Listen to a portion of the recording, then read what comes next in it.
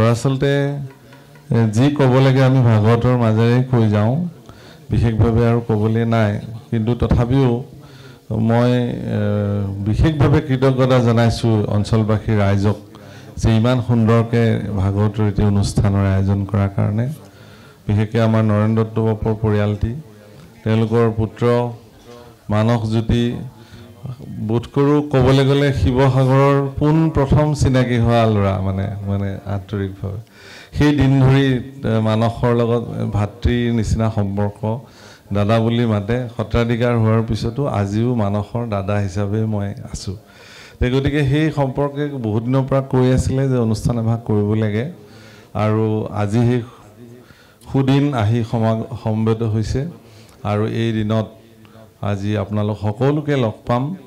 দ্বিতীয়তে মোৰ আৰু এটা বিশেষ অনুৰোধ আছে। মোৰ আচলতে এই কথাটো এনেকুৱা যে মোৰ সন্মুখত যিসকল চেনেল বহিছে, মই তেওঁলোকৰ প্ৰতি মোৰ অলপ ক'বলগীয়া আছে। তাৰমানে বিশেষকৈ শিৱসাগৰত কোন কোন চেনেল আহিছে নামকেইটা মই জানিব পাৰোঁ নেকি একমূৰৰ পৰা?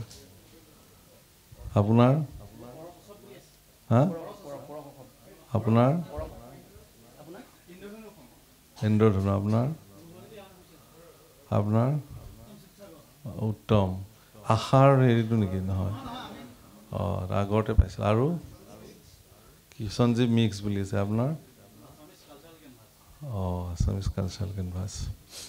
তেনে কালিৰ পৰা দুজনমানে ফোন মাৰি আছিলে, মই মনাই কৰিছোঁ আহিবৰ কাৰণে। সেইকাৰণে আচলতে কৰিব নালাগে মনা, ভাগৱত কথা প্ৰচাৰ হ'লেতো ভালেই। কিন্তু কথাটো হ'ল কি, ইয়াতে আগতে শিৱসাগৰত মই দুটামান অনুষ্ঠান কৰিছোঁ। সেই অনুষ্ঠানসমূহত কি হয়, আপোনালোকৰ দৰে চেনেলবোৰে অনুষ্ঠানবোৰ ৰেকৰ্ড কৰি লৈ খুব চমুকৈ কাটি কোনো অপ্ৰাসংগিকভাৱে অনুষ্ঠানসমূহ তাত দিছে তেওঁলোকে। যেনে মই এটা উদাহৰণ দিওঁ, এটা চেনেলে দিলে যে আইসকলে চুলি মেলাটো যে বেয়া কথা, সেইটো বিৰজু পাঠকৰ মুখে শুনক। সেইটো দিলে, যাৰ ফলত গোটেই মহিলাবিলাকে, গোটেই অসমৰ মহিলাবিলাকে মোক ঠিকছে গালি পাৰিলে। সেই চেনেলটোত ঠিকছে গালি পাৰিছে, ইমান বেয়া বেয়া কমেণ্ট কৰিছে। একোগৰাকী মহিলাই এনেকুৱা কথা ক'ব পাৰে এগৰাকী সত্ৰাধিকাৰক, আপুনি ভাবিব নোৱাৰে। আপুনি কমেণ্ট চালে, গতিকে তেওঁলোকে খুব আনন্দ পাইছে সেই চেনেলৰ মানুহজনে, কাৰণ ভাইৰেল হৈছে, ভিউৱাৰ্ছ পাইছে, পইচা পাব আপোনালোকে। কিন্তু মোৰ দৰে মানুহ এজনক বিনা কথাত যে তাত গালি খপনিকেইটা খোৱালে, তাৰ পৰা লাভ আপোনালোকৰ কি হ'ল? মই আপোনালোক বুলিয়ে কৈছোঁ, চবেই কৰিছে এইটো কাম। কিন্তু মই সেই প্ৰসংগটো কৈছিলোঁ দ্ৰৌপদীৰ ক্ষেত্ৰত। গতিকে তেওঁ আগৰ চোৱা কাটিলে, কাটি অকল চুলি মেলাটোহে তেওঁ দি থৈ দিলে। গতিকে এই কামটো যদি কৰে, তেতিয়াহ'লে মই মানসক ক'বলৈও পাহৰিলোঁ আগতীয়াকৈ, যেনে শিৱসাগৰতো মোৰ অনেক প্ৰগ্ৰেম হৈ থাকে। এনেকৈ চেনেল বহিলে মই পাঠ নকৰিম, হয়তো এনেকুৱা সিদ্ধান্ত এটা ল'ব লাগিব। তাৰমানে এইটো যে আপোনালোকে অনুষ্ঠানটো, এটা ভাগৱতৰ অনুষ্ঠান আৰু এটা ৰাজনৈতিক নেতাৰ ভাষণৰ মাজত বহুত পাৰ্থক্য আছে। ভাগৱত আমি এটা মালাৰ নিচিনাকৈ গাঁঠি যাওঁ, প্ৰত্যেকটো কথাৰ লগত প্ৰসংগ আছে, এনেইতো আৰু নকওঁ কথাটো।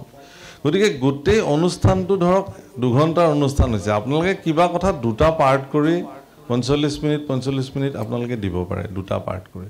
সেই বুলি সৰু সৰু কথা 10 মিনিট 15 মিনিট আগ নাই গুৰি নাই, কি কথাত কৈছে কি নকৈছে, আপোনালোকে বস্তুটো দি দিলে মানুহৰ মনতো বিকৃতি ভাৱনাৰ সৃষ্টি হয়, আৰু আমিও গালি খাওঁ।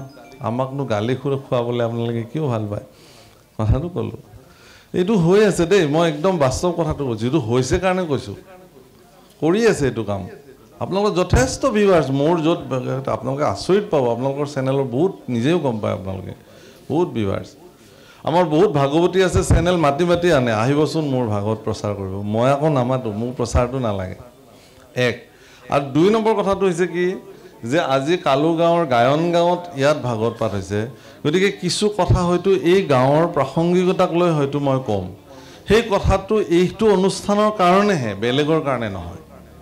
কিন্তু আপোনালোকে যেতিয়া এজ ইট ইজ গোটেইগাল দি দিব, তেতিয়া গোটেইটো ছ'চিয়েল মিডিয়াত এইটো এটা থাকি যায়, তেতিয়া সেইটো আমাৰ কাৰণে। সেইকাৰণে আমি আমাৰ যিখিনি চেনেলত মই যিটো ভিডিঅ' আপলোড কৰোঁ, সেইটো মই ঘৰলৈ নি তাক আকৌ এডিট কৰি যিখিনি প্ৰয়োজনীয় কথা বুলি ভাবোঁ, সেইখিনিহে মই মোৰ চেনেলত এৰি দিওঁ। আজি বেলেগ চেনেলৰ দৰে মোৰ চেনেল গ্ৰোথ নাই, এইকাৰণে নাই যে মই তাত বিতৰ্কিত কথা কৈ ভাইৰেল কৰিব খোজা নাই। হ'ব, মোকতো আৰু পইচা নালাগে, এইটোৰ পৰা প্ৰচাৰহে হ'ব লাগে। এতিয়া সেইকাৰণে আপোনালোকৰ প্ৰতিও নিবেদন, যদি আপোনালোকে সেইটো কাম কৰে তেতিয়াহ'লে ৰেকৰ্ড নকৰিব। এই কাটি কাটি টুকুৰা টুকুৰিকৈ দি এইটো ভাগৱতৰ কথা বিকৃত নকৰিব। অন্য কথা বেলেগ, আজি সাহিত্য সভাৰ ভাষণ এটা, ৰাজনৈতিক ভাষণ এটা, কোনোবা সামাজিক ক্ষেত্ৰৰ ভাষণ এটা, সভা উদ্বোধনী এটা বেলেগ কথা, কিন্তু ভাগৱত এটা সম্পূৰ্ণ বেলেগ বস্তু। আৰম্ভণিতে মই যিটো কথা ক'ম, সামৰণিত সেই কথাটোৰে সামৰিম। ইমান সম্পৰ্ক, আপোনালোকে মন কৰিবচোন মোৰ পাঠবিলাক, এটা এটা লিংক এটা আৰু ধুনীয়া মালাৰ নিচিনাকৈ এইটোৰ পিছত সেইটো সম্পৰ্কিত। মোৰ আপোনালোকৰ প্ৰতি বিনম্ৰ নিবেদন, মই একদম হাতযোৰ কৰি মই প্ৰাৰ্থনা কৰিছোঁ, আপোনালোকে এই কামটো নকৰিব। তাৰমানে সেইটো বৰ মানে দিয়ক, সম্পূৰ্ণ দিয়ক বাৰু, মানে শুনক, 1 ঘণ্টা 2 ঘণ্টা কি কথা আছে, শুনিবই ভাগত। এবাৰ ষ্টাৰ্ট কৰিলে মানুহে নাসামৰেতো আৰু।